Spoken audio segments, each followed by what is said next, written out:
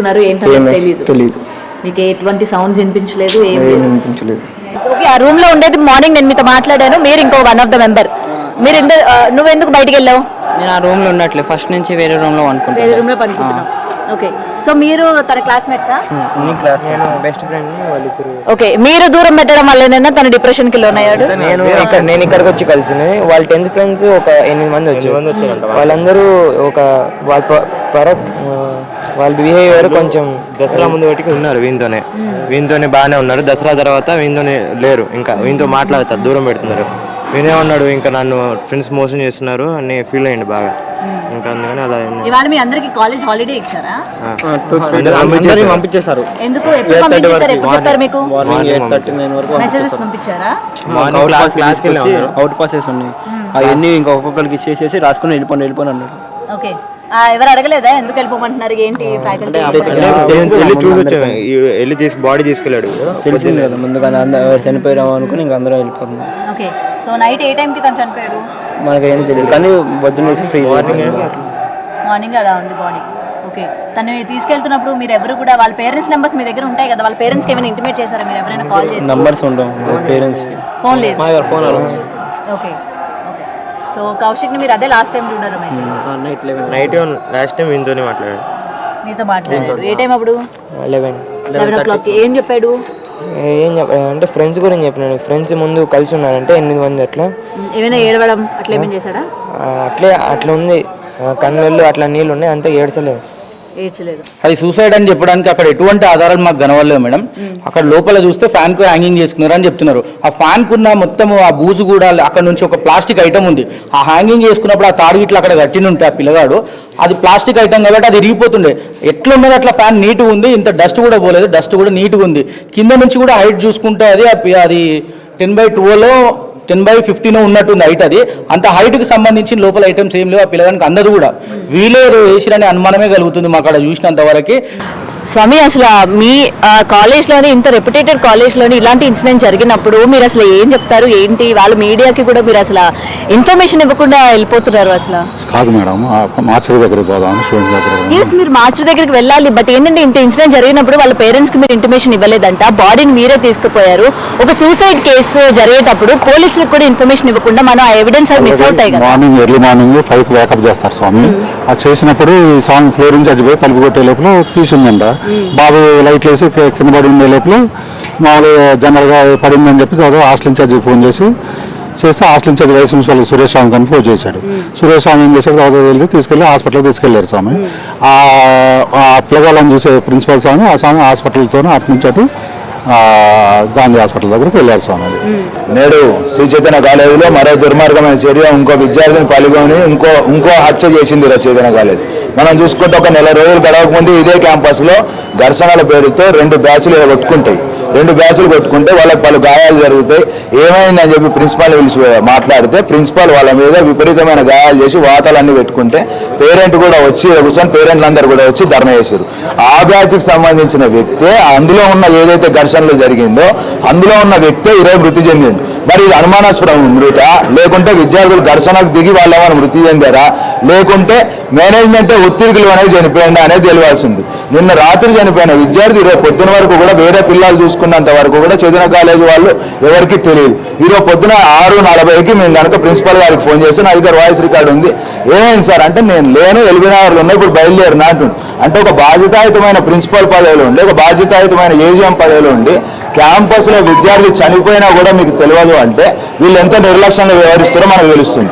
అంతేకాకుండా మరొక చర్య మనం చూసుకుంటే ఇప్పుడు ఈ 4 రోజుల ముందు జరిగిన ఘర్షణలకు సంబంధించిన వీడియోలు అవన్నీ ఉన్నాయి. మరి ఆ పిల్లలందరూ ఈరోజు ఏరి ఉన్న ఫలంగా ఉట్టిగా సమ్మర్ క్లాసులు అంటేనే వీళ్ళు హాలిడేలు ఇవ్వని వాళ్ళు నిన్న రాత్రి విద్యార్థి చనిపోతే సడన్ గా పొద్దున ఒక 1000 మంది విద్యార్థులని ఉన్న ఫలంగా ఇంటికి పంపించాల్సిన కారణం ఏంది అంటే ఇందులో ఏదో జరిగిందనే కదా. ఈ 1000 మంది విద్యార్థులను కానీ లోపల ఉన్న మిగతా 400 విద్యార్థులను కానీ వీళ్ళందరినీ ఎందుకు దాచిపెడుతున్నారు? ఉన్న ఫలంగా క్యాంపస్ ఎందుకు ఖాళీ చేశారు? అసలు నిన్న రాత్రి ఏం జరిగింది, నిన్న సాయంత్రం ఏం జరిగింది? మేము ఎవరైతే ఇప్పుడు మృతి చెందిండో విద్యార్థి వాళ్ళ పేరెంట్స్తో కూడా మాట్లాడడం జరిగింది. వాళ్ళ తల్లితో నిన్న సాయంత్రం కూడా పిల్లోడు మంచిగానే మాట్లాడిందని చెప్పి మాకు ఇన్ఫర్మేషన్ ఉంది. ప్రెసెంట్ కాలేజ్ దగ్గర అంటే చాలా ఇష్యూ అవుతుంది కదా. ప్రెసెంట్ మీ అబ్బాయికి సంబంధించి అసలు ఏం జరిగింది ఏంటి? మీ అబ్బాయి లాస్ట్ మీతో ఎప్పుడు మాట్లాడాడు? మేడం నైట్ మాట్లాడాను మేడం. ఏ టైం కండి? నేను ఒక అరౌండ్ ఒక 6:30 ఆ టైంలో మాట్లాడాను మేడం. ఓకే. హలో అమ్మా చెప్పండి, నైట్ మీ అబ్బాయి ఏ టైంకి మాట్లాడాడు? 5:45 ఫోన్ చేశాడమ్మా నాకు. సాయంత్రం మంచిగా నవ్వుకుంటూ మాట్లాడాడమ్మా. బానే ఉన్నాను అన్నాడు. నవ్వుకుంటూ మమ్మీ నేను బానే ఉన్నాను, ఏం లేదు, డబ్బులు ఏమన్నా కొనుక్కుంటా అన్నాడు. సరే నాన్న చేస్తానని చెప్పాను. వాళ్ళ రూమ్మేట్ ఫోన్ నుంచి ఫోన్ చేశాడమ్మా నాకు. ఎవరో ఫోన్ ఉందంట వాళ్ళ ఫ్రెండ్ దగ్గర, ఆ నెంబర్ నుంచి ఫోన్ చేశాడు నాకు నిన్న. మాట్లాడాడు, అంతా బానే ఉందమ్మా. నవ్వుకుంటున్నాడు. వాడు ఏం బాధతో గానీ ఇబ్బందితో గానీ ఏం లేడమ్మా. ఓకే. నాకు 6:30కు ఫోన్ చేసి బాబు హాస్పిటల్ ఉన్నాడు రండి అని చెప్పారమ్మా. తెల్లవారు 6:30కా? అవునమ్మా. ఇప్పుడు ఇక్కడికి వచ్చిన తర్వాత వీళ్ళని అడిగితేనేమో 5:15కి ఇన్సిడెంట్ అయింది, 6 గంటల వరకు హాస్పిటల్ చనిపోయాడని చెప్తున్నారమ్మా ఇక్కడికి వచ్చిన తర్వాత, గాంధీకి వచ్చాక. ఓకే.